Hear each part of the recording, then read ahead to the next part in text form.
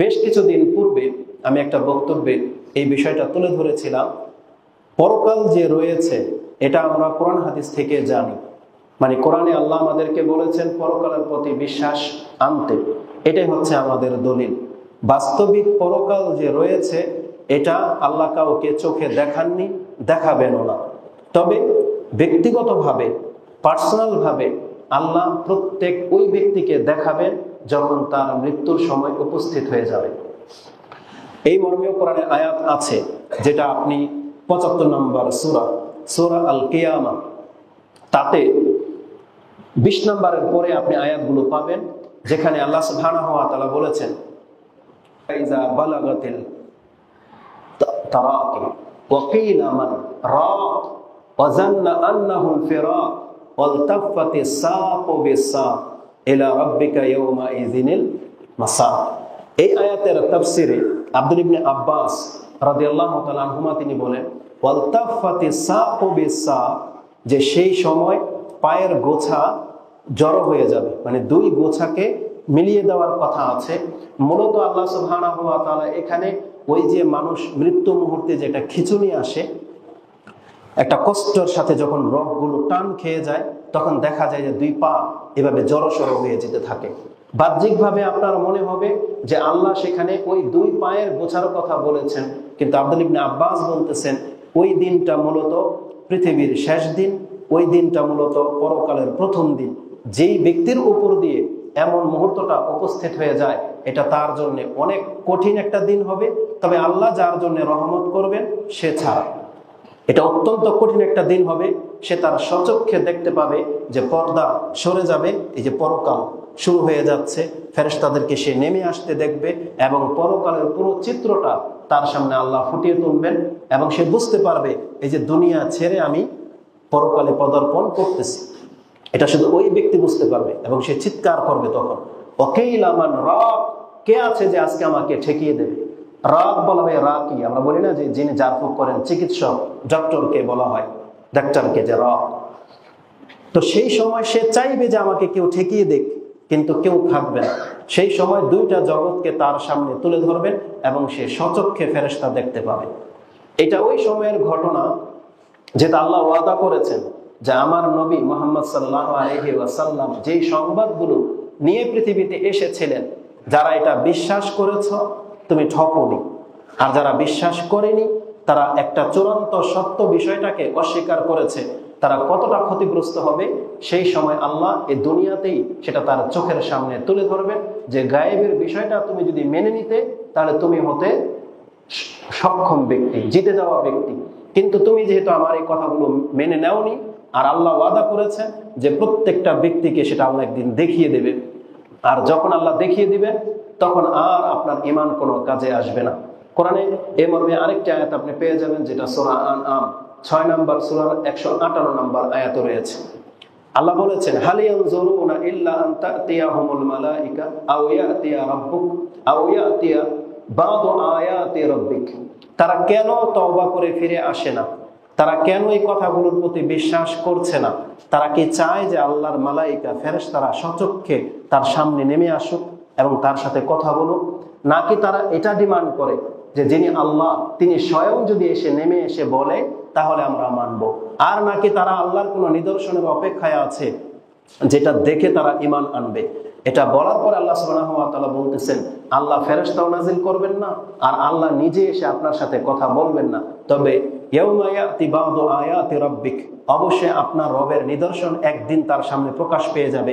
আর সেই দিন লা ইয়ানফাউ নাফসান ঈমানুহা লাম তাকুন আমানাত মিন ক্বাবল আও কাসাবাত ফি ঈমানিহা খায়রা। আর যারা ঈমান নিয়ে বসে আছে কিন্তু কোনো কল্যাণকর কাজ করেনি, ওই মালাকুল মউত যখন সে দেখে ফেলবে, আল্লাহ বলেছেন এখন ও ভালো কাজ করতে চাইলেও ওর কোনো কাজে আসবে না। আর এই কথাগুলো আল্লাহ বিভিন্ন আয়াতে বিভিন্ন ভাবে আমাদের কাছে পেশ করেছেন। যেমন আরেকটা আয়াত আপনি পেয়ে যাবেন, যেটা সূরা মুনাফিকুনের মধ্যে রয়েছে 63 নম্বর সূরা 9 এবং 10 নম্বর আয়াতে। তাতে আল্লাহ সুবহানাহু ওয়া তাআলা বলেছেন প্রত্যেকটা ব্যক্তির মৃত্যু একটা নির্দিষ্ট দিন ক্ষণ প্রস্তুত রয়েছে। ফাইযা জাআ আজালুহুম, সেই উপস্থিত সময়টা যখন চলে আসবে সে বলবে রব্বি লাউলা আখারতানি ইলা আজালিন কারীব, যদি আরেকটু সময় আমাকে ছেড়ে দিতেন ফাআসাদদাকা ওয়া আকুম মিনাস সালিহিন, তাহলে আমি এখন কিছু দান সাদকা করে আসতাম আর সৎকর্মশীল হয়ে আপনার কাছে ফিরে আসতাম। এই অপশনটা প্রত্যেক ব্যক্তি চাইবে, কিন্তু আল্লাহ বলেছেন যে না, সেই অপশন কোনো ব্যক্তিকে দেওয়া হবে না। ওয়ালা ইউআখিরুল্লাহু নাফসান ইযা জাআ আজালুহা, কোনো ব্যক্তিকে অপশন দেওয়া হবে না, ফিরে আসা সুযোগ দেওয়া হবে না 2 রাকাত সালাত আদায় করে নেওয়া, কারণ আল্লাহ বলবেন তোমার সময় পাস হয়ে চলে গেছে। তবে একটা নির্দিষ্ট ক্ষণ রয়েছে। তো এই পৃথিবীর পরে যে আরেকটা জগৎ রয়েছে পরকাল, এটাকে আল্লাহ সুবহানাহু ওয়া তাআলা হাইড করে রেখেছেন, যেটা আমরা সবাই জানি, গোপন করে রাখা হয়েছে, যেটাকে গায়েবের বিষয় বলা হয়েছে। আজকের আমার বিষয়টা হবে, আমি অত বড় কেউ তো না, ছোট্ট একজন ব্যক্তি বা সামান্য কিছু হয়তো জানি, কিন্তু আমাদের দৃষ্টিভঙ্গি থেকে কোরআন হাদিসের মধ্যে যেটা দেখতে পাচ্ছি যে আল্লাহ ইমানদারদের সাথে যা করেন কাফেরদের সাথে তা করেন না। একজন ইমানদারের ইমানকে অটুট রাখার জন্য আল্লাহর পক্ষ থেকে বহু কিছুর ব্যবস্থা করা হয়, যেটা জ্ঞানীরাই ফিল করে, বাকিরা হয়তো চিন্তা করে না। কিন্তু আপনি জেনে নেন, এই পৃথিবীর মাঝে হাজারো কোটি মানুষের মাঝে, অসংখ্য কাফের দুনিয়াদারদের মাঝে আমি আর আপনি এখনো মুসলিম আছি, এখনো আল্লাহর নাম জপেন। এই যে আজান হয়ে গেল, আপনি মসজিদে ঢুকে গেছেন, এটার পেছনে একটা শক্তি কাজ করে, আর ওই শক্তিটা হচ্ছে আল্লাহ সুবহানাহু ওয়া তাআলার সাপোর্ট। আল্লাহ যদি সেটা দিয়ে আমাদেরকে সাপোর্ট না করতেন, তাহলে আমি আর আপনি এই ফিতনার যুগে, এই উন্মুক্ত দুনিয়ার মধ্যে আপনি ইসলামের উপরে টিকে থাকাটা, এটা আপনার জন্য খুব কঠিন হতো, এটা চ্যালেঞ্জ হতো। সামনে এটা আরো বাড়বে, কারণ রাসূল সাল্লাল্লাহু আলাইহি ওয়াসাল্লাম বলেছেন ফিতনা এমন ভাবে ছেয়ে যাবে কাকিতিল লাইলিল মুজলিমা, যেভাবে রাত পৃথিবীকে ঢেকে নেয়, ফিতনা এভাবে মুসলিমদেরকে ঢেকে নেবে। তখন ঈমান হাতের উপরে, মানে ঈমান রাখাটা অতটা কঠিন হবে যতটা কঠিন হাতের মধ্যে আগুন রাখতে হয়। একজন ব্যক্তি পারবে না একটা হাতের মধ্যে আগুন ধরে রাখতে, তো ঈমান ধরে রাখতেও আমাদের কষ্ট হবে। তবে বর্তমানে অতটা ফিতনা নাজিল হয়নি যে আমরা আমাদের ঈমানকে ধরে রাখতে পারি। এখন পর্যন্ত পৃথিবীতে বহু মুসলিম বেঁচে আছে, যে আপনারা বেঁচে আছেন, আমরা আছি বিদায় একে অপরকে দেখে ইসলাম ধর্ম আমরা পালন করতেছি। কিন্তু একটা সময় আসবে যখন এই মানুষগুলো থাকবে না, টুপিওয়ালা একটা আপনার চোখে পড়বে না, দাড়িওয়ালা হয়তো পড়বে না, মসজিদে হয়তো আজান হবে না। পৃথিবীতে এমন রাষ্ট্র আছে যেখানে আজান হয় না, যেখানে মসজিদ বলে কিছু নাই। তাহলে সেখানে ঈমান টিকিয়ে রাখা, আর বাংলার জমিনে যেখানে ঘন ঘন মসজিদ রয়েছে, আজান হচ্ছে, আপনার শিক্ষকরা ধর্মের কথা বলে, তখন সেখানে ঈমান টিকিয়ে রাখাটা সহজ। তো আজকে আমার কনসেপ্ট হবে, যেটা আমার আমি কোরআন হাদিস থেকে যেটা পাচ্ছি, আল্লাহ সুবহানাহু ওয়া তাআলা আমাদেরকে পরকাল সম্পর্কে বিশ্বাসী হতে বলেছেন এবং বলেছেন এটা একটা গায়েবের বিষয়।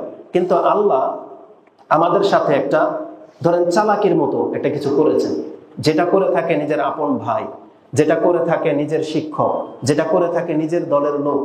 আপনি যখন কোনো খেলায় প্রতিযোগিতা দেবেন, আপনার চোখ যখন বেঁধে ছেড়ে দেওয়া হয়, দেখবেন আপনার ফেভারের লোকেরা তারা পেছন দিক থেকে এমন ইঙ্গিত পেশ করে যাতে করে আপনি সাকসেস হতে পারেন। তারা বলে কাশি দিলে তুই ডানে যাবি, আরেকজনে বলে আমি তালি দিলে তুই বায়ে যাবি, আগে শিখিয়ে দেওয়া থাকে যাতে করে ওর গন্তব্যে পৌঁছতে পারে। শিক্ষকরা অনেক সময় ক্লাসে এক্সামিনার হিসেবে যখন আসে, আর নিজের ফেভারের টিচার যখন হয়, তখন টিচার দায়িত্বের কারণে হয়তো কিছু বলে না, কিন্তু অনেক কিছু আপনাকে ছাড় দেয় নিজের ছাত্র হিসেবে, নিজের কলেজের হিসেবে, বা নিজে সাপোর্ট করবে সেই বিধায়। আল্লাহ কিন্তু আমাদের সাথে এমন কিছুই করেছেন, যারা মুসলিম তাদের ঈমানকে বাঁচানোর জন্য, পরকালকে তো লুকিয়ে রাখা হয়েছে, কিন্তু আল্লাহ এমন কিছু নিদর্শন রেখে দিয়েছেন এবং আঙ্গুল দিয়ে দেখিয়ে দিয়েছেন, যাতে করে আল্লাহ চাচ্ছে যে আমার বান্দারা এগুলো দেখে যাতে তোর ঈমানটা ঠিক থাকে, এজন্য আল্লাহ সেই নিদর্শনগুলো রেখে দিয়েছেন। আর আল্লাহ তো কত ব্যক্তিকে চাক্ষুষ দেখিয়েও দিয়েছেন, যেমন আমাদের নবী মুহাম্মদ সাল্লাল্লাহু আলাইহি ওয়াসাল্লামকে শাম আকাশের উপরে নিয়ে গিয়ে জান্নাত জাহান্নাম দেখিয়েছেন। ইব্রাহিম আলাইহিস সালামকে সচক্ষে দেখিয়েছেন যে কিভাবে মৃত্যুটাকে জিন্দা করা যায়, দেখিয়েছেন। নবীদেরকে আল্লাহ সুবহানাহু ওয়া তাআলা দেখিয়েছেন। আর আমাদেরকে আল্লাহ সুবহানাহু ওয়া তাআলা চাইলে প্রত্যেককে দেখিয়ে দিতে পারতেন, কিন্তু কেন দেখাননি? কারণ তখন আমাদের ডিমান্ড আরো বেড়ে যেত। আপনি একটা দেখতে পেতেন, আমি একটা দেখতে পেতাম, তখন আমি হয়তো ডিমান্ড করে ফেলতাম যে আল্লাহ আমি আপনাকে দেখতে চাই। যেমন মুসা আলাইহিস সালাম আবদার করেছিল, রব্বি আরিনি আনজুর ইলাইক, আপনি দেখা দেন, আমি আপনাকে দেখতে চাই। তো তো এরকম মেন্টালিটির লোক পৃথিবীতে বহু আছে, যারা হয়তো প্রতিনিয়ত আল্লাহকে দেখতে যাওয়ার দাবি করতো। এই জন্য আল্লাহ রাস্তাটাকে বন্ধ করে দিয়েছেন। আল্লাহ বলেছেন, আমি শুধু আমার নবী মুহাম্মদ সাল্লাল্লাহু আলাইহি ওয়াসাল্লামকে দেখিয়ে দিলাম, তার কথার উপরে যারা ঈমান আনবে তারা এই মুমিন বলে গণ্য হবে। তবে আমি আজকে আপনাকে কোরআন হাদিস থেকে এমন একটা ক্লু, যেটাকে বলে আপনাদের যারা এইসব বিষয়ে বেশি ভালো বোঝেন, ডাক্তার মেডিকেল সায়েন্সের ভাষায় ক্লু বলে না, তারা কোনো একটা সংকেতকে, ডিফেন্সের লোকেরা কিছু একটা নোক্তাকে খোঁজে যে এই পয়েন্ট ধরে তারা এগোয়। আমি কোরআন থেকে এমন একটা ছোট্ট একটা নোক্তা দেখাবো যেটা প্রমাণ করে যে পরকাল সত্য, আর আমাদের নবী মিথ্যা দাবি নিয়ে আসে নাই, এবং ইসলাম ধর্ম যে আমরা পালন করতেছি এটা কোনো ফেক না, এটা একটা থিওরি রয়েছে, এটার একটা সত্যতা রয়েছে। এই ঈমানটা যেন অন্তরে গেঁথে যায়, এর জন্য আমি থিওরিটা আপনার কাছে পেশ করব। কারণ এই কথাগুলো আবার সব জায়গায় চলে না। আজকে কেন জানি না, আলহামদুলিল্লাহ আমি হয়তো ইউনিভার্সিটির নাম হয়তো স্মরণ করে এই বিষয়টাকে নিয়ে এসেছি, যদি অন্য কোনো বিষয়ে আমি কথা বলতে পারতাম, কিন্তু কেন যেন আমার মনে হচ্ছে যে আপনাদের জন্য এটা একটা উপযুক্ত বিষয় হতে পারে। কারণ আপনাদের মধ্যে বিচক্ষণতার লোক সবচেয়ে এখানে বেশি আছেন, সবাই মোটামুটি শিক্ষিত, আর এই বিষয়গুলো আপনাদের অনুধাবনের মধ্যে সবচেয়ে বেশি জাগবে। প্রথম কথা হলো, পরকাল সত্য এই কথাটা মেনে নেওয়া না নেওয়ার মাঝে কি আছে জানেন? পরকালের বিশ্বাসটা যদি কারো অন্তর থেকে খালি হয়ে যায় না, এর দ্বারা যে কোনো কর্ম করা সম্ভব। যেই ব্যক্তি শুধু পরকালের বিশ্বাসটা যদি হারিয়ে ফেলে, এই জমিনের মধ্যে একজন কাফের যা করে একজন মুসলিমের দ্বারা ওই সমস্ত পাপ, সমস্ত অন্যায় কাজ করা সম্ভব। শুধুমাত্র পরকালের বিশ্বাসই এমন একটা বিশ্বাস যেটা তাকে সব রকমের পাপ থেকে বিরত রাখতে সক্ষম। এই জন্য আপনি লক্ষ্য করে দেখবেন, কোরআন এবং হাদিসে সবচেয়ে বেশি ইমানের 6টা জিনিসকে প্রাধান্য দেওয়া হয়নি, মাত্র 2টা বিশ্বাসকে সবচেয়ে বেশি প্রাধান্য দেওয়া হয়েছে। তার এক হলো আল্লাহর প্রতি বিশ্বাস, 2 নম্বরে আল্লাহ উল্লেখ করেছেন পরকালের প্রতি বিশ্বাস, এবং এই 2টাকে আল্লাহ সমানভাবে আমাদের কাছে পেশ করেছেন। আল্লাহ বলেছেন, যারা আল্লাহ এবং পরকালে বিশ্বাসী তারা এই কাজটা কোনোদিন করতে পারে না। যারা আল্লাহ এবং পরকালে বিশ্বাসী তাদের চরিত্র এমন হইতে পারে না। এরকমের অসংখ্য আয়াত এবং হাদিস আপনি পেয়ে যাবেন। তার একটা আয়াত আমি আপনার কাছে পেশ করি, যেটা আল্লাহ সুবহানাহু ওয়া তাআলা সূরা মুজাদালা 18 নম্বর সূরার সর্বশেষ আয়াতে উল্লেখ করে দিয়েছেন। আল্লাহ বলেছেন একজন মুমিনের চরিত্র কেমন হয়, এটা তুলে ধরতে গিয়ে আল্লাহ বলেছেন, লা তাজিদু কওমান ইউমিনুনা বিল্লাহি ওয়াল ইয়াউমিল আখির। আপনি হে নবী ওই ব্যক্তিকে এই চরিত্রের কখনোই পাবেন না, লা তাজিদু কওমান ইউমিনুনা বিল্লাহি ওয়াল ইয়াউমিল আখির, যে এই কথা বলে যে আমি আল্লাহতে বিশ্বাসী এবং পরকালে বিশ্বাসী, যার দাবি এটা, এই ব্যক্তি আবার এমন করবে, এটা হতে পারে না। কি করবে? ইউআদ্দুনা মান হাদ্দাল্লাহ ওয়া রাসূলা। সে কোনোদিন এমন ব্যক্তিকে বন্ধু বানাবে না যে আল্লাহ এবং তার রাসূলের শত্রু, আল্লাহ এবং তার রাসূলের বিপরীত চলে। আর একজন মুসলিম যে বলে যে আমি আল্লাহ এবং পরকালে বিশ্বাসী, আর এমন একজন ব্যক্তি এমন ব্যক্তিকে বন্ধু বানাবে যেই ব্যক্তি আল্লাহ এবং তার রাসূলের শত্রু, মানে আল্লাহ এবং রাসূলকে মানে না একজন ব্যক্তি, আরেকজন মুমিন ব্যক্তি আল্লাহ এবং পরকালে বিশ্বাসী, এ কোনোদিন একে বন্ধু বানাবে, এটা কোনোদিন হতে পারে না। আল্লাহ বলতেছেন যে এই ব্যক্তি যদি সম্পর্কে তার বাপও হয়, তার সন্তানও যদি হয়, তার ভাইও যদি হয়, এবং তার সবচেয়ে নিকট আত্মীয় যদি হয়, তারপরও সে কোনোদিন একে বন্ধু বানাবে না। কেন? কারণ সে আল্লাহ এবং পরকালে বিশ্বাসী। আল্লাহ সুবহানাহু ওয়া তাআলা কথাটা কিভাবে বলেছেন? ওয়াল ইয়াউমিল আখির মান হাদ্দাল্লাহ ওয়া রাসূলাহু ওয়ালাউ কানু আবাআহুম আও আবনাআহুম আও ইখওয়ানাহুম আও আশিরাতাহুম। হে নবী আপনি জেনে নেন যে ব্যক্তি আল্লাহ এবং পরকালে বিশ্বাসী সে কোনোদিন এমন ব্যক্তিকে অন্তরঙ্গ বন্ধু বানাতে পারে না, যদিও সে তার বাপ হোক, যদিও তার সন্তান হয়, যদিও তার রিলেট কোনো একবারে কাছের আত্মীয় হয়, কিন্তু আল্লাহ এবং তার রাসূলের শত্রু, আল্লাহকে মানে না, রাসূল সাল্লাল্লাহু আলাইহি ওয়াসাল্লামের কথাকে মূল্যায়ন করে না, এমন ব্যক্তি কারো বাপ থাকতে পারে, যাদের অনেক বেশি অভাব পয়সা আছে, এমন ব্যক্তিরা এই ইসলাম থেকে মুখ ফিরিয়ে নেয়। বা যারা দিন পায় নেই, তারা নাস্তিক হয়ে যাচ্ছে, যারা তারা এমন ইসলাম নিয়ে অনেক বাজে বাজে মন্তব্য করে, কিন্তু আমরা তাদের সন্তানরা যদি আল্লাহ এবং পরকালে বিশ্বাসী হয়ে থাকি, আল্লাহ বলতেছেন পরকালে বিশ্বাসী ব্যক্তি কোনোদিন তার বাপকে কোনোদিন গ্রহণ করবে না, শুধু আল্লাহ এবং তার রাসূলের বিরুদ্ধাচরণ করার কারণে। সেই ঘটনা হয়তো আপনারা জানেন, বদরের যুদ্ধের দিন সম্ভবত ঘটনাটা ঘটেছিল। আবু বকর রাদিয়াল্লাহু তাআলা আনহু তিনি তার ছেলে আব্দুর রহমান আব্দুর রহমান তখন ইসলাম গ্রহণ করেনি, বদরের যুদ্ধে বাপ বেটা মুখামুখি। আব্দুর রহমান আবু বকর রাদিয়াল্লাহু তাআলাকে দেখেছিল, কিন্তু আঘাত করে নাই, নিজের পিতা বিদায় সরে গেছেন। পরবর্তীতে ইসলাম গ্রহণ করার পরে একদিন তার বাবার সাথে কথাটা শেয়ার করতেছেন যে, ইয়া আবি, আমি আপনাকে বদরের যুদ্ধের দিন আমার সামনে পেয়েছিলাম, কিন্তু আমি আঘাত করি নাই, আপনি আমার পিতা বিদায়। পাল্টা আবু বকর রাদিয়াল্লাহু তাআলা কি বলেছেন জানেন? তোমার ভাগ্য ভালো, সেই দিন তুমি আমার সামনে পড়ে গেলে আমি কিন্তু সেই কাজটা করতাম না, কারণ তুমি তখন আমার সন্তান না, তুমি হইতা আমার শত্রু, তুমি হচ্ছে আল্লাহ এবং তার রাসূলের শত্রু ছিল।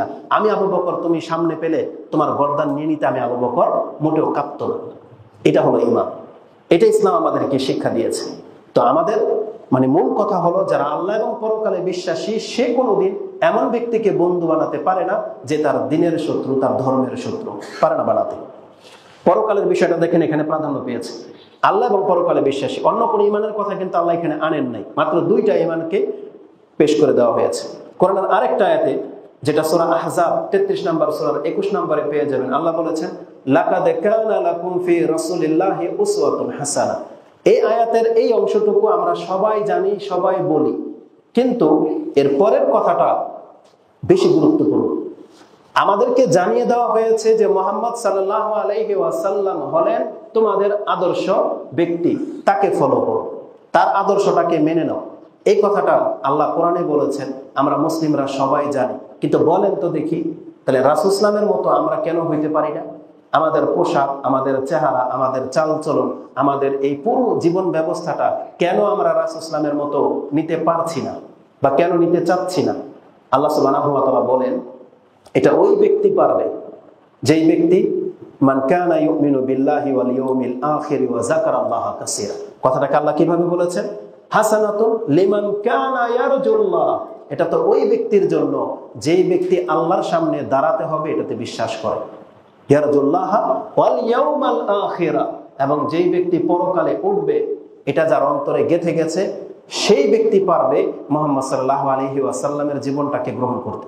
তার মতো চেহারা হয়ে যাবে, দাড়ি গজিয়ে যাবে, তার মতো প্যান্ট টাকনার উপরে উঠে যাবে, প্রকাশ্যে হারাম খাবে না, প্রকাশ্যে হারাম রিলেশনের সাথে জড়াবে না। যতদূর পর্যন্ত একজন ভালো মানুষ হওয়া যায়, সে ওই রাস্তাটা অবলম্বন করবে। কে? যে আল্লাহ এবং পরকালে বিশ্বাসী। তা আমি আপনাকে দেখাতে চাচ্ছি যে আল্লাহ এবং পরকালে বিশ্বাসী, এই দুইটা গুণ যার মধ্যে গেঁথে যাবে, যার অন্তরে পাওয়া যাবে, তার চরিত্র, তার বিহেভিয়ার, তার আচরণ অন্যদের চাইতে ডিফারেন্স হবে, ব্যতিক্রম হবে। কিন্তু কেন আমাদের ওই ব্যক্তিদের সাথে আমাদের আখলাক মিলে যাচ্ছে? কেন? আমরা হলাম এমন একটা জাতি যাদের দাবি হলো ইন্না লিল্লাহি ওয়া ইন্না ইলাইহি রাজিউন। আমরা তার কাছ থেকে এসেছি, আবার তার কাছে আমাদেরকে ফিরে যেতে হবে, এটা তো আমাদের বিশ্বাস।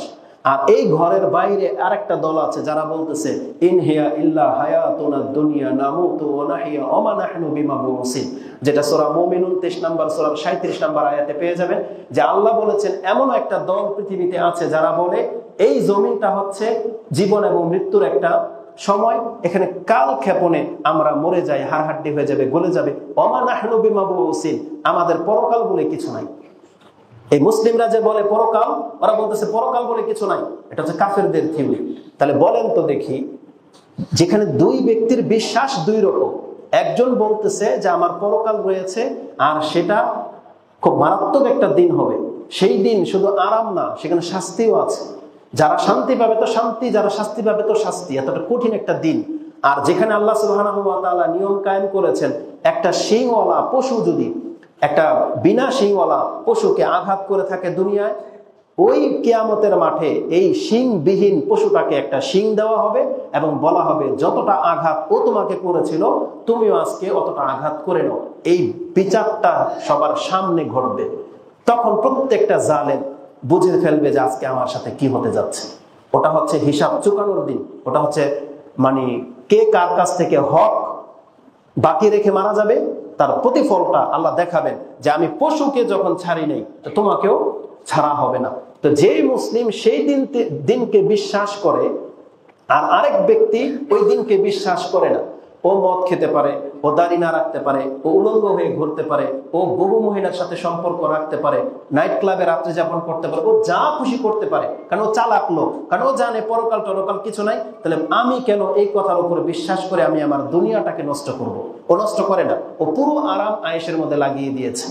কিন্তু আমরা যেখানে আমাদের বিশ্বাস ভিন্ন, যে না আমরা এগুলো করতে পারি না, কারণ পরকালের জবাবদিহিতা রয়েছে, তাহলে আমার মনে হয় না আমাদের বিশ্বাস যদি ঠিক থাকে তাহলে এই ছেলে কোনোদিন আবার ওদের সাথে গিয়ে মিশবে, ওদের সাথে গিয়ে সময় কাটাবে, ওদের মতো করে আচরণ করবে।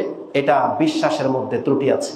আমি আপনাকে ডাইরেক্ট মুনাফিক তো বলতে পারি না, তবে আমি এতটা স্মরণ করে দিতে পারি, আমাদের মধ্যে যাদের চরিত্র এমন যে যারা আল্লাহর বিশ্বাসের দাবি করে কিন্তু কর্ম করে ওদের মতো যারা বিশ্বাস করে না, তাহলে আমার মনে হয় একটু আমাদেরকে চিন্তাশীল হওয়া উচিত যে আমাদের ঈমান কেন আমাকে এই কাজগুলো থেকে বাধা দিয়ে রাখতে পারতেছে না। তার মানে আমার বিশ্বাসে ত্রুটি আছে, এই বিশ্বাসটাকে সজাগ করতে হবে। তো বিশ্বাস অত্যন্ত গুরুত্বপূর্ণ একটা ব্যাপার। আর বিশ্বাস যে মানুষের কর্মকে শুধরে দেয়, এই মর্মে রাসূলুল্লাহ সাল্লাল্লাহু আলাইহি ওয়াসাল্লাম থেকে একটা হাদিস নিয়ে নেন, যেটা ইমাম বুখারী এবং মুসলিম কোট করেছেন। রাসূলুল্লাহ সাল্লাল্লাহু আলাইহি ওয়াসাল্লাম বলেছেন, মান কানা ইউমিনু বিল্লাহি ওয়াল ইয়াউমিল আখির ফালিয়ুকরিম জারাহু, মান কানা ইউমিনু বিল্লাহি ওয়াল ইয়াউমিল আখির ফালিয়ুকরিম দাইফাহু। এভাবে আছে, মান কানা ইউমিনু বিল্লাহি ওয়াল ইয়াউমিল আখির ফালিয়াকুল খায়র আও লিয়াসমুত। রাসূল সাল্লাল্লাহু আলাইহি ওয়াসাল্লাম বলেছেন, যেই ব্যক্তি আল্লাহ এবং পরকালে বিশ্বাসী সে যেন তার মেহমানকে সম্মান করে। যেই ব্যক্তি আল্লাহ এবং পরকালে বিশ্বাসী সে কোনোদিন তার প্রতিবেশীকে কষ্ট দিতে পারে না। যেই ব্যক্তি আল্লাহ এবং পরকালে বিশ্বাসী সে যেন মুখ থেকে ভালো কথা বলে, না হলে চুপ করে বসে থাকবে, তার মুখ থেকে কোনোদিন খারাপ কোনো শব্দ বের হতে পারে না। তার মানে আমি আপনাকে বোঝাতে চাচ্ছি, ইমানের মধ্যে সবচেয়ে জোরালো দুইটা জিনিসকে আল্লাহ ফোকাস করেছেন। এক হচ্ছে আল্লাহর প্রতি ইমান, একটা হচ্ছে পরকালের প্রতি ইমান। এই দুইটা অত্যন্ত দামি জিনিস। এটা যার মধ্যে আছে তাকে ট্যাকেল দিতে ডিফেন্স লাগবে না। আপনি তাকে কোনো একটা হাইপার মার্কেটের কেসে বসাই দেন, আর ওর ভিতরে দুইটা জিনিস আছে, কি? আল্লাহ এবং পরকালে বিশ্বাসী, আপনার টাকা সেফ। ওকে আপনি যে কোনো দায়িত্ব দেন, রাষ্ট্রের দায়িত্ব দিয়ে দেন, ও আল্লাহ এবং পরকালে বিশ্বাসী, আপনার রাষ্ট্র নিরাপত্তা পেয়ে যাবে। আর এই দুইটা জিনিস যার মধ্যে নাই, ওর দ্বারা খেয়ানত হবে, এটাই স্বাভাবিক, এটাই স্বাভাবিক। এজন্য এই দুইটা গুণকে সব জায়গাতে রাসূলুল্লাহ সাল্লাল্লাহু আলাইহি ওয়াসাল্লাম ফিট করে দিয়েছেন। আমাদের ঘরের মধ্যে পার্সোনাল যে পাপগুলো হয়, ওটাকে ডিফেন্স দিয়ে ঠেকানো সম্ভব? ডিফেন্স দিয়ে ঠেকানো সম্ভব। সিসিটিভি ক্যামেরা দিয়ে সম্ভব? সম্ভব না। এটা ঠেকাতে হলে কি লাগবে? তাকওয়া লাগবে। আর তাকওয়া মানে হলো আল্লাহ এবং পরকালের ভয়। আজকে যে পরিবেশে আমি এসেছি, আপনাদের আশেপাশে কি হচ্ছে এটা আপনারা সবাই জানেন। আজকে আমাদের মুসলিম সন্তানগুলো, আপনারা মনে করতেছেন যে এইটাই মনে হয় লাইফ। অনেক টাকা দিয়ে পিতামাতারা আপনাদেরকে গ্রাজুয়েশন করার জন্য, উচ্চ পদস্থ কোনো একটা কর্ম করার জন্য, একটা কিছু বানানোর জন্য আপনাদের পেছনে অঢেল টাকা খরচ করতেছে। আর একটা পরিবেশে আপনারা বড় হচ্ছেন, সেখানে মিউজিকও আছে, গান বাজনাও আছে, শিক্ষা দীক্ষাও আছে, আবার মনোরঞ্জনের জন্য সবকিছুই থাকবে, উন্মুক্ত একটা লাইফ। আমাদের রব কিন্তু আমাদেরকে এইভাবে ছেড়ে দেয় না মাঠে ঘাটে, আমাদেরকে এইভাবে কিন্তু ছেড়ে দেয়। আমাদেরকে একটা লাগাম পরিয়ে কিন্তু পৃথিবীতে ছাড়ানো হয়েছে। এবং আল্লাহ বলেছেন, আল্লাহর একটা হুদুদ রয়েছে, বর্ডার রয়েছে। তুমি বান্দা এই বর্ডারের মধ্যে মুক্ত, কিন্তু বর্ডারের বাইরে কিন্তু তুমি পা দিতে পারবা না। তাহলে তোমার ইসলাম থাকা না থাকা নিয়ে প্রশ্ন উঠে যাবে। কিন্তু আজকে আমরা দেখেন, এমন ভাবে নিজের জীবনটাকে উপভোগ করতেছি, মনে হয় না যে আমি আর আপনি মুসলিম। আমাদের একটা নীতিমালা আছে, এটা আমি আর আপনি ভুলে গেছি। জোতা পরা থেকে নিয়ে শুরু করে আমার একেবারে পার্লামেন্ট পর্যন্ত ইসলামের যে নিয়ম নীতিগুলো আছে, আমরা সব কিন্তু উপেক্ষা করে চলতেছি। আপনি গণেন তো দেখি, দেখবেন যে আপনার লাইফ থেকে বহু কিছু ইসলামের হারিয়ে গেছে। শুধুমাত্র মুসলিম আমি, এই শব্দটুকু শুধু বাকি আছে, যে আমি মুসলিম, এই দাবিটুকু শুধু বাকি আছে। অনেকে তো দাবিও করে না, অনেকে তার আখলাক, চরিত্র বা পোশাক আশাক দিয়ে দাবিও করে না যে আমি মুসলিম। এমন সে গেট আপ ধরে, তাকে চিনাই যাবে না যে সে মুসলিম। আলাকুল্লি হাল, তো এইভাবে বহু কথা কোরআন হাদিসে রয়েছে। কিন্তু আমি এই কথাগুলো না, সময় থাকতে থাকতে, কারণ আমার বিষয়টা একটু লম্বা হয়ে যাবে, আমি জাস্ট আপনি একটা নোক্তা বলছি যে বুঝাবো, আপনার ইমান তাজা হয়ে যাবে। বাস্তবিকই যে পরকাল রয়েছে, এটা আপনার অন্তরে জাগাতে হবে। এটা মরে গেছে আমি নিশ্চিত। আজকে মৃত্যুর কথা আমরা সবাই ভুলে গেছি। এই ধরনের পরিবেশে থাকলে আপনার পরকালের কথা মনে না থাকাটাই স্বাভাবিক। আর জেনে নেন, যতদিন আপনি এই ধরনের পরিবেশে নিজেকে আবদ্ধ করে রাখবেন, আপনার কোনোদিন পরকালের কথা স্মরণ হবে না। যে সমস্ত ক্লাবগুলোতে একটা ছেলে সারাক্ষণ ওই যে টেবিলের মধ্যে ক্যারাম বোর্ড বা ওই যে স্টিক যেটা বল খেলে, পুল যেটা খেলে, ক্রিকেট খেলায় মত্ত ফিল্ডিং দিচ্ছে, ওই মুহূর্তে কি ওর ফিল হয় যে এখন কিয়ামত হবে? ওর কি ফিল হয় যে আমি মরবো? ও তখন ক্যাচ ধরার জন্য ও পেতে আছে, ও তখন 6 মারার জন্য প্রস্তুত। ও কোনো ব্যক্তি ব্যস্ত থাকে, ও ওর উপদেশ কোনোদিন গ্রহণ করবে না। এই জন্য আল্লাহ সুবহানাহু ওয়া তাআলা বলেছেন কোরআনে, ইকতারাবা লিন-নাসি হিসাবুহুম ওয়া হুম ফি গাফলাতিন মুরিদুন। মা ইয়াতিহিম মিন যিকরিম মির রাব্বিহিম মুহদাসিন ইল্লা ইসতামাউ ওয়া হুম ইয়ালআবুন। আল্লাহ ইয়ালআব কথাটা বলেছেন যে মানুষ তখনই গাফেল হয় যখন সে খেলতামশায় লিপ্ত থাকে। আর মানুষ যখন খেলতামশায় লিপ্ত থাকে, আপনি ওকে কত বড় গুরুত্বপূর্ণ দায়িত্ব দিয়ে দেন, ওর মাথায় এটা আসবে না। ওই খেলাটাই ওর কাছে সবচেয়ে আহম গুরুত্ব পেয়ে যায়, কারণ ওর তো মজা লাগা রয়েছে।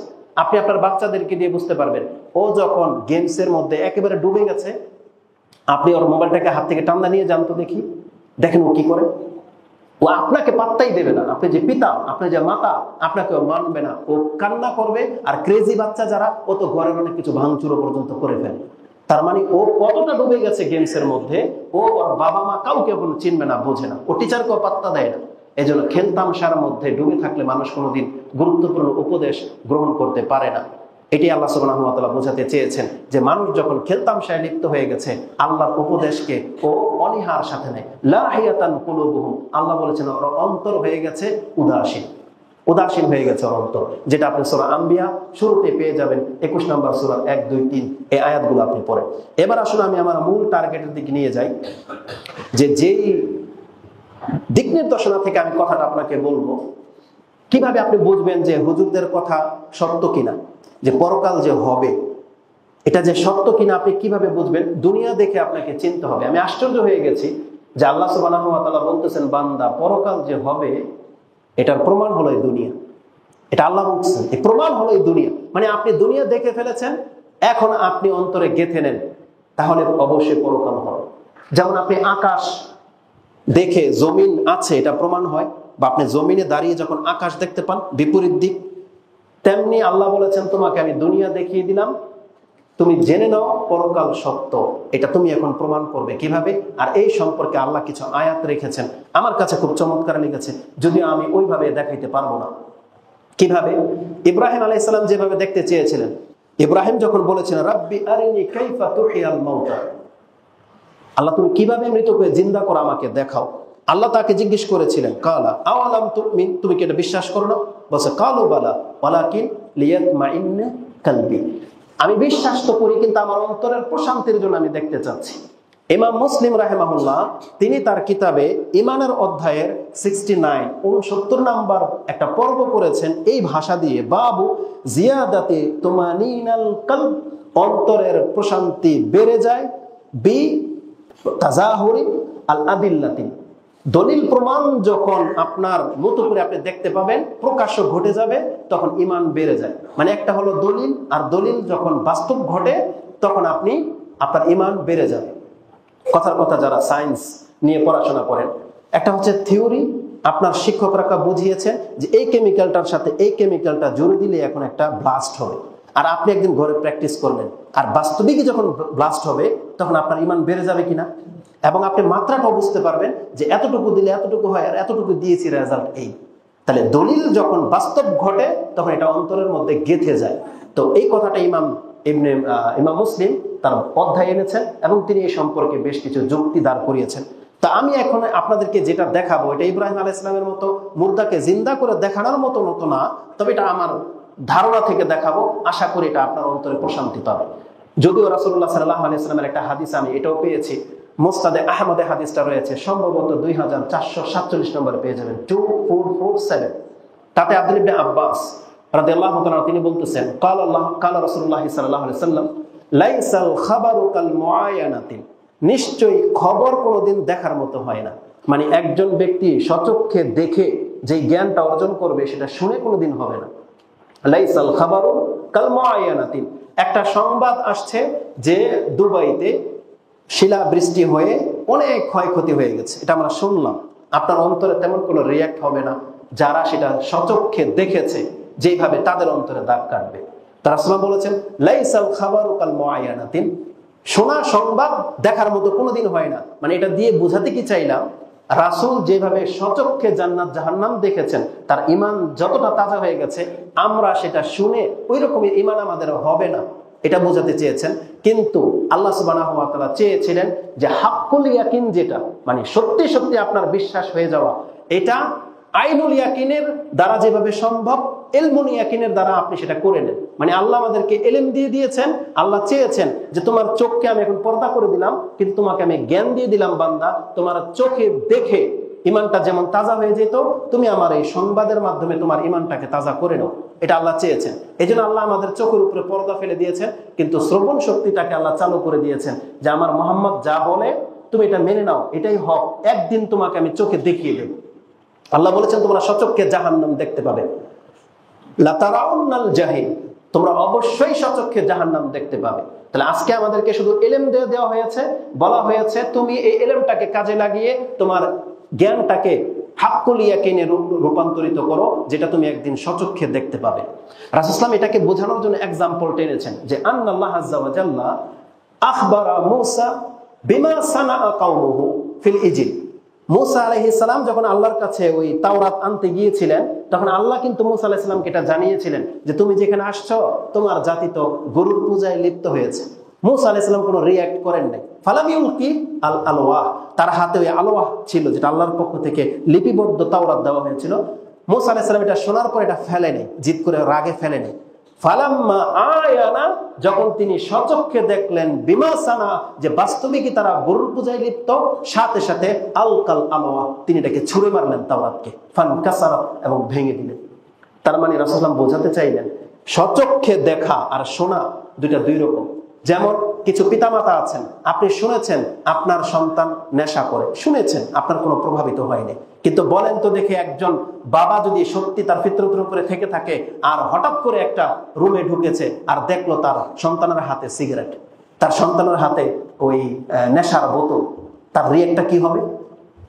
এটাই বোঝাতে চেয়েছেন। মানে চোখের দেখা কখনো শ্রবণ শক্তির মতো হয় না, তবে আল্লাহ আমাদেরকে চেয়েছিলেন যে তোমরা শুনে দেখার মতো ঈমান নিয়ে আসো, তাহলেই তোমরা সঠিক পথের উপরে থাকতে পারবে। তো এবার আমি যেটা আপনাকে দেখাবো, কোরআনে আল্লাহ সুবহানাহু ওয়া তাআলা একটা আয়াত বলেছেন, যেটা আপনি সূরা জারিয়াত 11 নম্বর সূরার 49 নম্বর আয়াতে পেয়ে যাবেন। তাতে আল্লাহ বলেছেন অমিন কুল্লি শাইইন খালাকনা যাওজাইনি লাআল্লাকুম তাযাক্কারুন। আমি তোমাদেরকে একটা সংবাদ দিচ্ছি, এই পৃথিবীতে আমি আল্লাহ যা কিছু সৃষ্টি করেছি সব জোড়ায় জোড়ায় সৃষ্টি করেছি, তুমি যাতে উপদেশ নিতে পারো, এই জন্য তোমাকে জ্ঞানটা দেওয়া হলো। এটা আমাদের মতো সাধারণ পাবলিকের আয়াত না, আপনি জেনে নেন কোরআনের এই আয়াতটা প্রত্যেকটা ওই ছাত্রদের জন্য যারা সায়েন্স নিয়ে পড়াশোনা করে, যারা মেডিকেল সায়েন্সের ওই ল্যাবরেটরির মধ্যে যারা কাজ করবেন, এটা তাদের জন্য এই আয়াত। আল্লাহ বলেছে অমিন কুল্লি শাইইন খালাকনা যাওজাইনি, আমি প্রত্যেকটা বস্তুকে জোড়ায় জোড়ায় সৃষ্টি করেছি, লাআল্লাকুম তাযাক্কারুন, যাতে করে তোমরা উপদেশ নিতে পারো। এখানে জোড়া বলতে উদ্দেশ্য কি? জোড়া বলতে দুইটা না, যে আল্লাহ দুইটা পৃথিবী সৃষ্টি করছেন, দুইটা আকাশ না। জোড়া বলতে বেজোড়, মানে এপিট ওপিট, বিপরীত দিক যেটাকে বোঝায়, এটাকে বলে জোড়া। যেমন রাত, তার জোড়া কি? দিন। সাদা, এপিট ওপিট। ডান, পেট, উপর, হাসি, প্রত্যেকটার জোড়া আছে কিনা? নর, নারী। এইভাবে, এটা আমার ব্যাখ্যা না, স্বয়ং ইবনে কাসির রাহিমাহুল্লাহ তিনি বলতেছেন এর মানে হলো জামিউল মাখলুকাত আজওয়াজুন, প্রত্যেকটা সৃষ্টি জোড়ায় জোড়ায়। এবং তিনি ব্যাখ্যা করে বুঝিয়েছেন সামা, তার জোড়া হচ্ছে আল আরদ, লাইল, তার জোড়া হচ্ছে নাহার মানে রাত, এবং তার হচ্ছে দিন। তারপরে হচ্ছে আল আশামস আল কামার, সূর্য চন্দ্র সূর্য আমরা বলি না, মানে প্রত্যেকটা জিনিসের বিপরীত দিক আছে। তারপর আমি আরো দুইটা জিনিস আমি আপনাকে দেখাই। আল্লাহ বলতেছেন মানুষের মধ্যে জোড়া আছে, এটা আমরা সবাই জানি। আমাদের জোড়া কি? আমরা নর, আমাদের জোড়া নারী, পুরুষ মহিলা, তাই না? আল্লাহ বলেছেন ওয়া খালাকনাকুম আজওয়াজা, আমি তোমাদেরকে জোড়ায় জোড়ায় সৃষ্টি করেছি। তার মানে এই জোড়া বলতে আপনারা সঙ্গী না। অনেকে প্রশ্ন করে তাহলে এমন পুরুষ আছে যে মরে গেছে, বিয়ে করেনি, এমন মহিলা আছে যাদের বিয়ে হচ্ছে না, তাদের জোড়া নাই? এটা হচ্ছে সমষ্টিগতভাবে, মানে মানুষ দুই ভাগে বিভক্ত, পুরুষ আর নারী। এখানে আপনার জোড়া বোঝায় না, উদ্দেশ্য এটা না। উদ্দেশ্য হলো আমি যেমন একটা পুরুষ, ঠিক আল্লাহ আমাদের বিপরীত আরেকটা মানুষ বানিয়েছেন, তারা হলো কি? মহিলা, নারী।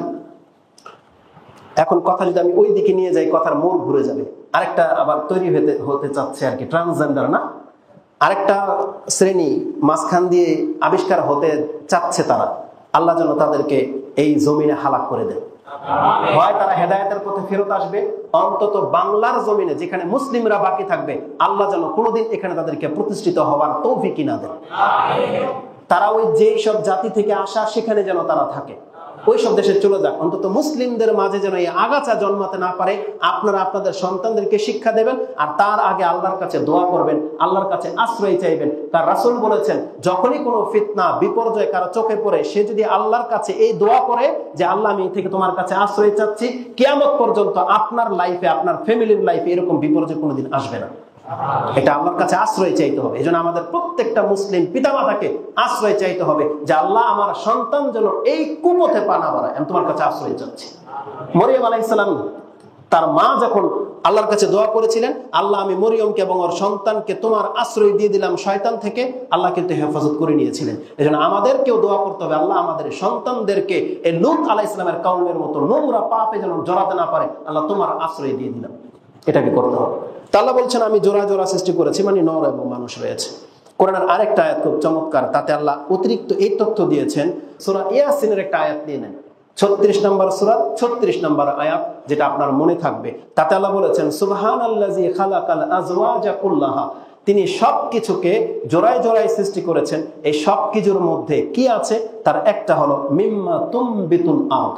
আল্লাহ বলেছেন এই জমিন থেকে যা কিছু উদ্গত হয়, যত রকমের গাছপালা আছে, যত রকমের গাছপালা, আল্লাহ বলেছেন তুমি পরীক্ষা করে দেখো, এখানে তুমি জোড়া জোড়া পাবা।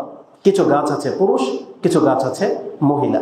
আল্লাহ সুবহানাহু ওয়া তাআলা বলে দিয়েছেন ওয়ামিন আনফুসিহিম, এবং তাদের মধ্য থেকেও, যেমন আমাদের নর এবং নারী। এবং আল্লাহ বলেছেন ওমিম্মা লা ইয়ালামুন, এমন বহু কিছু আমি সৃষ্টি করে রেখেছি যেটা জোড়ায় জোড়ায় পাবে, যদিও তারা সেটা জানে না। এখানে আল্লাহ সুবহানাহু ওয়া তাআলা বলে দিয়েছেন যে প্রত্যেকটা গাছ পুরুষ এবং নারী রয়েছে।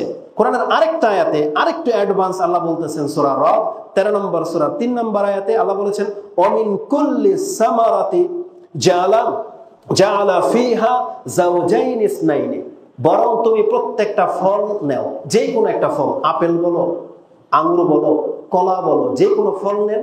আল্লাহ বলেছেন এই ফলের মধ্যেও নারী এবং পুরুষ আছে, ফলের মধ্যে নারী এবং পুরুষ আছে। বলেন তো দেখি, মুহাম্মদ সাল্লাল্লাহু আলাইহি ওয়াসাল্লাম তিনি, তার কি ক্ষমতা আছে এটা নিজে থেকে বলা? আল্লাহ যদি এটা না জানাতেন, পৃথিবীতে এমন কোন টেকনোলজি সেখানে আবিষ্কার হইতো যে ফলের মধ্যে পুরুষ ফল আর মহিলা ফল চিনা যাবে, এমন কোন বিদ্যা আবিষ্কার হয়েছিল? হয় নাই। কিন্তু আল্লাহ জাস্ট জানিয়ে দিয়েছেন, সাহাবা একরামরা মেনে নিয়েছেন। কিন্তু এটা এই যুগের এই ছাত্রদের দ্বারা সম্ভব। আপনারা ল্যাবরেটরির মধ্যে আপনারা এগুলোকে পরীক্ষা করে দেখতে পারেন যে এটা পুরুষ ফল, এটা মহিলা ফল। আর আমার দাবি থাকবে, যদি আপনি এবং যারা অমুসলিম আছে তাদেরকে আপনি এই আয়াতগুলো দিয়ে দেন, আমাদের ইসলাম যে সত্য, কোরআন যে সত্য, এটা যে আল্লাহর পক্ষ থেকে, এটা যে মানুষের বানানো নয়।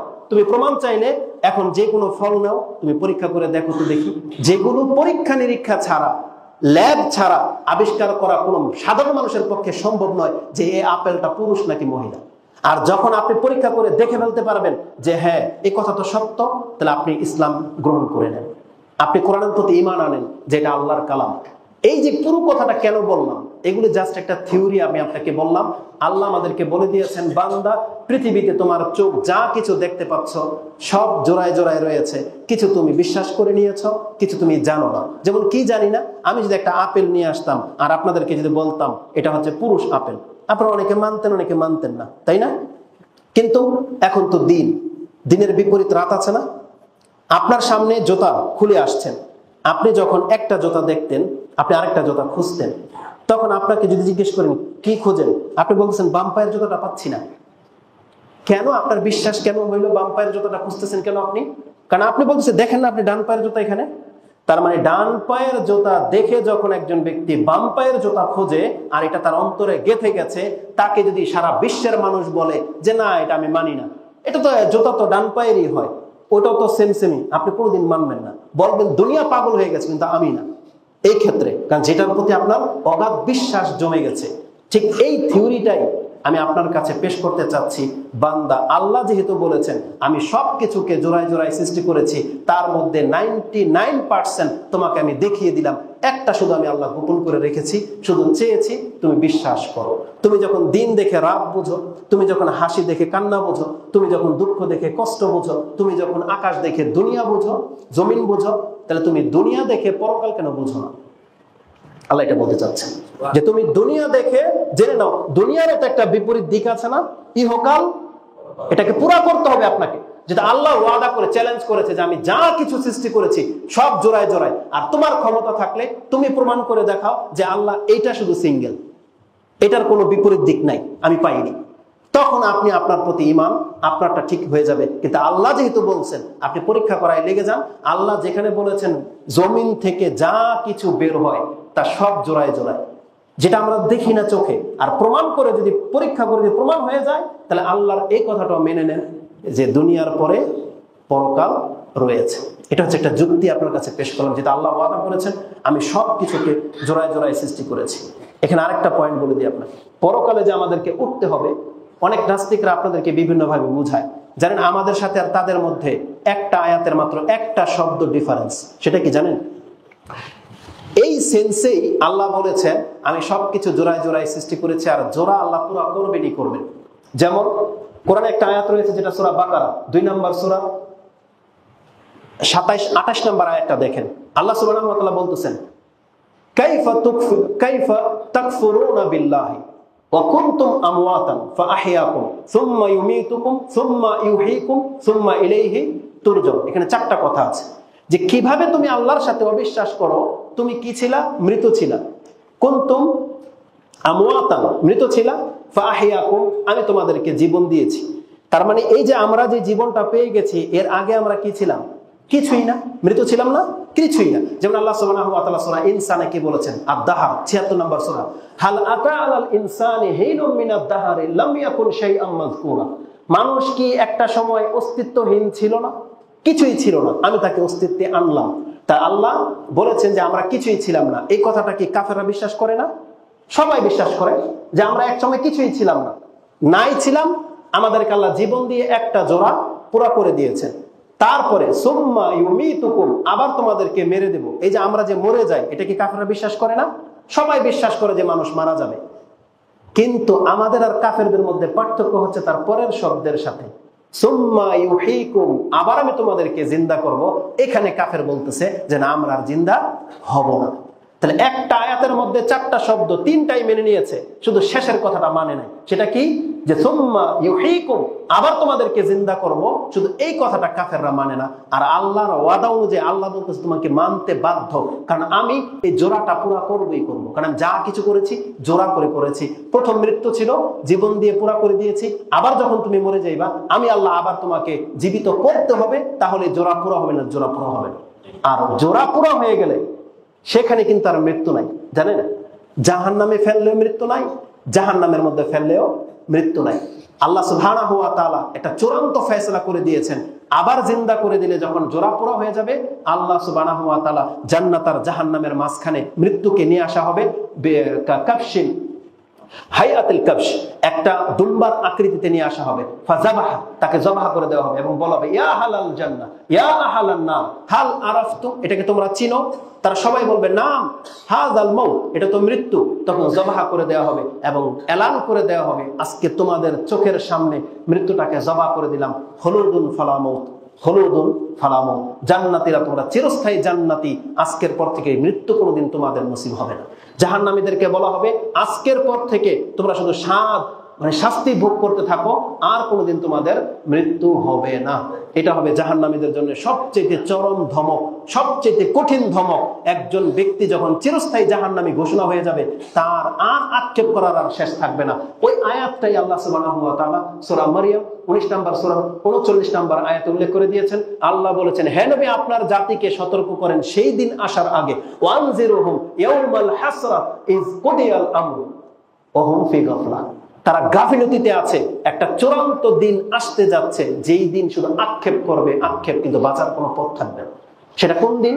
যখন আল্লাহর পক্ষ থেকে এলান করে দেবে যে জাহান্নামী তোমরা আর কোনোদিন জাহান্নাম থেকে বের হতে পারবে না, আর সেখানে তোমরা হাজারবার চিল্লালেও মৃত্যু তোমাদেরকে কোনোদিন স্পর্শ করবে না। সেটা হবে খুব কঠিন দিন। তো আমি আমার ক্ষুদ্র জ্ঞান থেকে এই কয়েকটা পয়েন্ট আমি আপনাকে দেখালাম। জাস্ট আমি বোঝাতে চেয়েছি আপনি পরকালের প্রতি ইমানটাকে কিভাবে তাজা করবেন। এই দুনিয়া দেখে আপনি যখন সব বিপরীত দিক চিনতে পারতেছেন, নারীও দেখতে পাচ্ছেন, মহিলাও দেখতে পাচ্ছেন, পুরুষও দেখতে পাচ্ছেন, ডান বামও বোঝেন, রাত দিন সবই ঘটতেছে আপনার চোখের সামনে জোড়ায় জোড়ায়। আল্লাহ বলেছেন শুধু একটা জিনিসই তো তোমার কাছে আড়াল করা হয়েছে, তুমি এটা মেনে নিলেই তুমি মুমিন হিসেবে গণ্য হয়ে যাচ্ছ। অতএব আমাদের এই ছোট্ট একটা দিক নির্দেশনা আপনার কাছে পেশ করা হলো।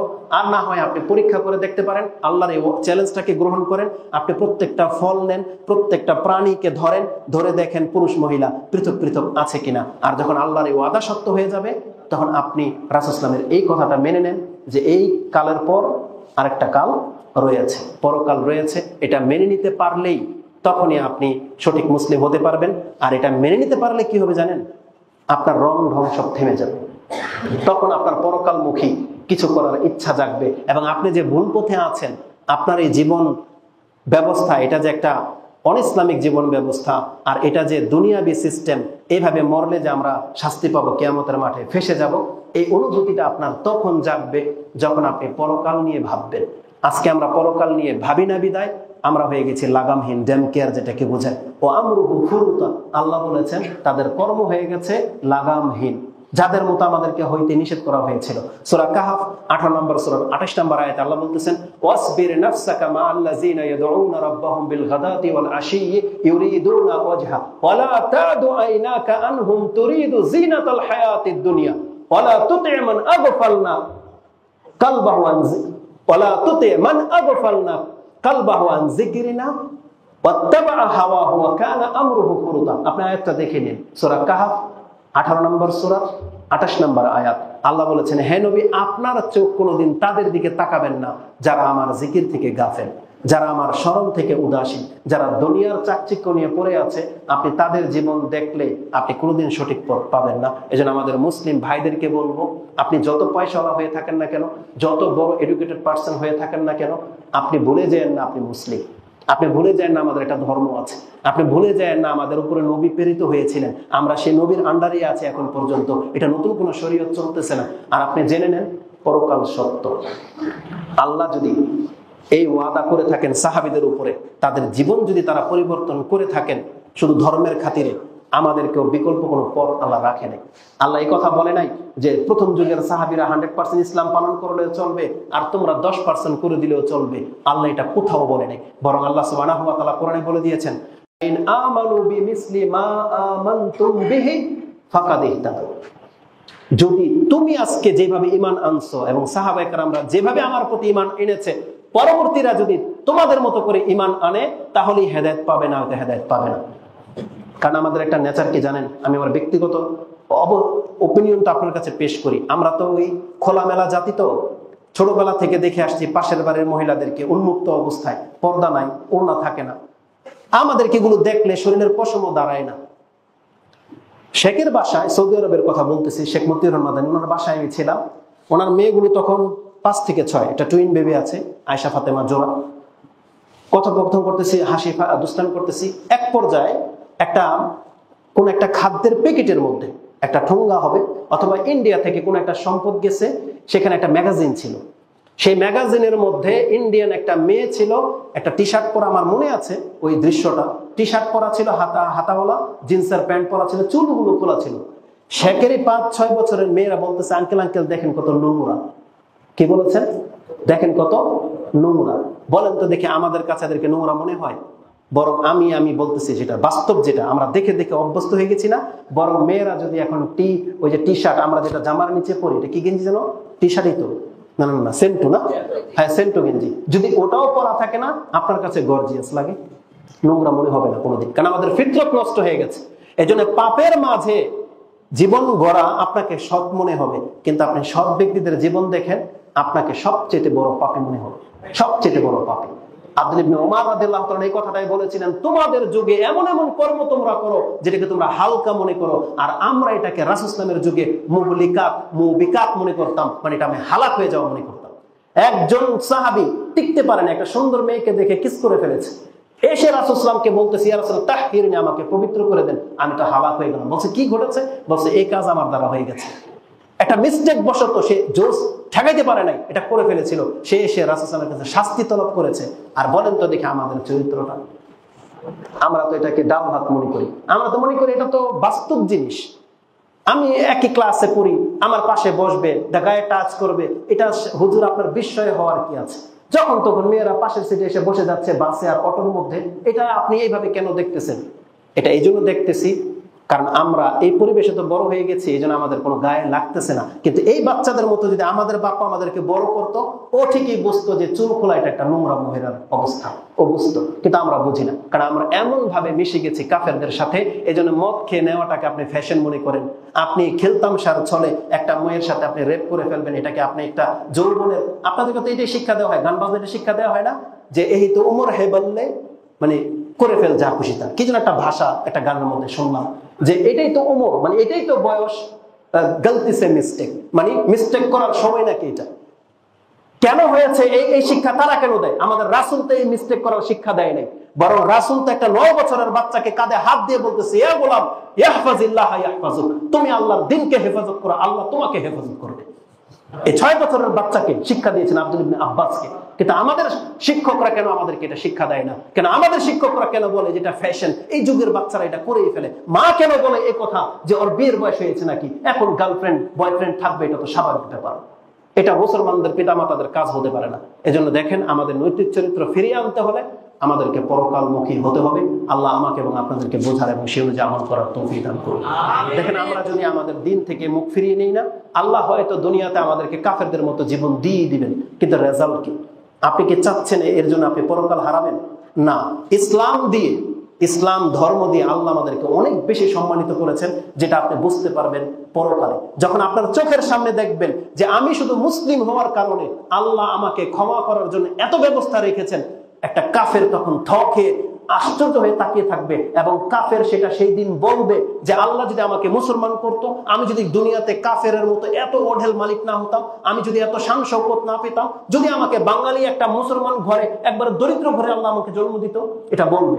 এটা আমার বানানো কথা নয়। কোরআনে আল্লাহ সুবহানাহু ওয়া তাআলা সূরা হিজর 15 নম্বর আয়াতের শুরুতে আল্লাহ এটা বলেছেন। 2 নম্বর আয়াতটা দেখে নেন, আল্লাহ বলেছেন রুবামা ইয়াওয়াদ্দুল্লাযিনা কাফারু লাউ কানু মুসলিমিন। সেদিন প্রত্যেকটা কাফের আক্ষেপ করে বলবে, হায় আমি যদি মুসলমান হইতাম। অতএব আল্লাহ আমাদেরকে মুসলিম করেছেন। আপনি দুনিয়ার সামান্য সময়ের জন্য আপনি আপনার ঐতিহ্যটাকে ভুলে যেন না। আমাদের ঐতিহ্য না নেশা করা, আমাদের ঐতিহ্য না প্রকাশ্যে মহিলাদেরকে নিয়ে রং তামাশা করা, এটা আমাদের ঐতিহ্য না, জেনে নেন, এটা আমাদের ঐতিহ্য না। আরো একটা শেখ গত 1 সপ্তাহ আগের একটা বক্তব্যে আমাদেরকে একটা কথা স্মরণ করিয়ে দিয়েছেন। আমাদের বয়স 60 থেকে 70, তাই না? আপনি কি কোনোদিন খেয়াল করেছেন কবরের জীবন তার চাইতে শতগুণ বড়? মুহাম্মদ সাল্লাল্লাহু আলাইহি ওয়াসাল্লাম ইন্তেকাল করেছেন, কত বছর হয়েছে? 1450 বছর। 1400 বছর হয়ে গেছে, এখনো কবরে, এখনো কবরে, বিচার শুরু হয়নি। নূহ আলাইহিস সালাম ইন্তেকাল করেছেন, কত বছর হয়েছে? হিসাব করে দিতে পারবেন? আদম আলাইহিস সালাম ইন্তেকাল করেছে। তাহলে আল্লাহ সুবহানাহু ওয়া তাআলা এত শত হাজার বছর এখন পর্যন্ত তাদেরকে শুধু কবরের মধ্যে শুয়ে রেখেছেন। আর পরকালের ব্যাপারটা কি হবে আপনি ভাবেন? তাহলে মাত্র 60 থেকে 70 বছর। আমি মনে করি আমাদের যুবক ভাইরা যারা আছো 20-30 বছর যেটাই আছো, এটা রং তামশার সময় না। আমাদের বয়স যেহেতু মাত্র 50 বছর, তুমি আল্লাহর জন্য 30টা বছর ধৈর্য ধারণ করো। আর আল্লাহ তো তোমাকে স্ত্রী স্পর্শ করতে নিষেধ তো করেনি, আল্লাহ তো খোলা রেখেছে। তো টাকা পয়সা আছে, বিবেকবান তোমরা, আল্লাহ সুবহানাহু ওয়া তাআলা বলেছে বান্দা তুমি বিয়ে করে নাও, যাকে পছন্দ তাকে বিয়ে করে নেন। বাপ মাকে বলে করেন, ভাগাই নিয়ে না, বাপ মাকে বলে বিয়ে করে নেন, একসাথে পড়াশোনা করেন, আপনার একটা উত্তম জীবন আপনি পেয়ে গেলেন। এবং টিচারদেরকে বলবো, এবং যারা নেতৃস্থানীয় ব্যক্তিদেরকে বলবো, যাদের টাকা আছে, মহিলাদের চাহিদাও আছে, কিন্তু লুকিয়ে লুকিয়ে আপনি দুধে পানি খান, এটা করেন না আপনি, কারণ কিয়ামতের দিন আপনি ফেঁসে যাবেন। আর যারা বয়স্ক আছে তাদেরকে একটা চরম ধমক দিয়েছেন রাসূলুল্লাহ সাল্লাল্লাহু আলাইহি ওয়াসাল্লাম, যে সালাসাতুল লা ইয়ানজুরুল্লাহু ইয়াওমাল কিয়ামাতি ওয়া লা ইউযাক্কিহিম ওয়া লাহুম আযাবুন আলীম। আল্লাহ তাদের দিকে তাকাবে না এমন 3 শ্রেণীর পাপীদের জন্য। তাদের প্রথম ব্যক্তি হচ্ছেন বা শাইখুজ জানি, লোক যদি জানাই লিখতে হয়, তার মানে বয়স্কদের মধ্যে চাহিদা রয়েছে। কিছুদিন আগে ভাইরাল হলো এক মেয়ে কোন একটা বয়স্ক ব্যক্তিকে বিয়ে করেছে, আপনারা কত খোঁচাখুচি কত লেখা লেখেন, কেন করেছেন এটা? তার মানে বোঝা যাচ্ছে যে বয়স্ক লোকদেরও স্ত্রীদের চাহিদা আছে। এজন্য আপনি চক্ষু লজ্জাকে ভয় করবেন না, আপনার প্রয়োজন আছে আপনি বিয়ে করেন, কিন্তু জেনায় লিপ্ত হবেন না। মুহাম্মদুর রাসূলুল্লাহ সাল্লাল্লাহু আলাইহি ওয়াসাল্লামের ঘটনা আপনি জানেন কোরআনে কি নাযিল হয়েছে? আয়েশা রাদিয়াল্লাহু তাআলা আনহা বলতেন, মুহাম্মদ সাল্লাল্লাহু আলাইহি সাল্লাম যদি কোরআনের কোন আয়াতকে লুকিয়ে ফেলার, মিটিয়ে দেওয়ার কোন ক্ষমতা তার থাকতো, তাহলে সূরা আহজাবের 33 নম্বর আয়াতটা সম্ভবত 31, এই আয়াতটা রাসূল সাল্লাল্লাহু আলাইহি ওয়াসাল্লাম মিটিয়ে দিতেন। কি বলেছে? যে হে মুহাম্মদ, আপনার মনে একটা চাহিদা আছে আর আপনি মানুষকে ভয় করে সেটাকে গোপন রাখতে চান। আল্লাহ যেটা আপনার জন্য হালাল করেছে, আপনি কাকে ভয় পান? তখন রাসূল সাল্লাল্লাহু আলাইহি ওয়াসাল্লাম তার পালক পুত্র যায়েদের স্ত্রীকে, তালাকপ্রাপ্ত স্ত্রীকে বিয়ে করলেন। রাসূল সাল্লাল্লাহু আলাইহি ওয়াসাল্লাম ভয় পায় নাই। আপনি খালি এটা দেখেন রাসূল সাল্লাল্লাহু আলাইহি ওয়াসাল্লাম 9 জন বিয়ে করেছেন, আপনি এখানে আল্লাহর ভয় যে তার মধ্যে ছিল এটা কি বুঝতে পারেন না? তার আল্লাহর প্রতি ভয় আছে বিধাই তো আমাদেরকে ভয় করেন নাই যে পৃথিবীর মানুষ কি বলবে। মুহাম্মদ সাল্লাল্লাহু আলাইহি ওয়াসাল্লাম 9টা বিয়ে করেছে, পৃথিবীর মানুষ কি বলবে? তিনি পৃথিবীর মানুষের দিকে তাকান নাই, তিনি আল্লাহকে ভয় করে বিয়ে করেছেন, যে তার জন্য জায়েজ ছিল। আমাদের জন্য কি 4টা পর্যন্ত জায়েজ নাই? তাহলে আপনার যাকে পছন্দ হচ্ছে তাকে আপনি এমনি স্পর্শ করার চেয়ে বিয়ে করে কেন করেন না? কাকে ভয় করে করেন না আপনি এটা? আপনি তো আপনার পরকালকে ধ্বংস করে দিচ্ছেন, রিস্কের মধ্যে ফেলে দিচ্ছেন আপনার পরকালকে। মুসলিম হিসেবে, আমাদের ছোট ভাই হিসেবে এটা আমাদের মেসেজ থাকবে না, আপনি আল্লাহকে ভয় করেন, যেটা আপনার প্রয়োজন আপনি সেটা হালাল ভাবে গ্রহণ করেন। আল্লাহ আপনাকে বাধা দেয় নাই, কেউ আপনাকে বাধা দিয়ে যেন না রাখতে পারে। আপনার এই সন্তানদের চরিত্রকে হেফাজত করেন, এটা আপনাদের দায়িত্ব। আকুলু লিকাউলি হাযা আস্তাগফিরুল্লাহ লি ওয়া লাকুম ওয়া লিসাইরিল মুসলিমিন ফাস্তাগফিরুহু ইন্নাহু হুয়াল গফুরুর রহিম।